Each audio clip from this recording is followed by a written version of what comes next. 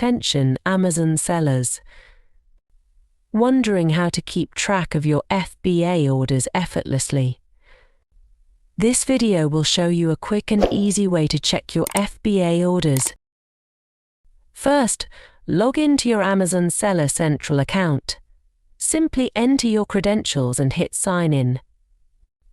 Once you're in, navigate to the Orders section located in the top menu bar. Next, select Manage Orders. This will bring up a list of all your orders. By clicking here, you can effortlessly toggle between seller fulfilled and FBA orders.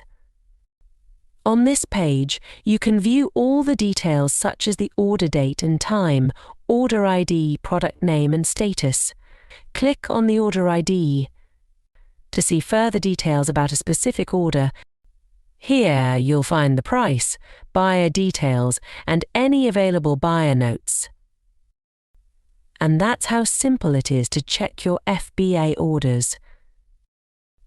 If you found this video helpful, please like and subscribe for more Amazon tips.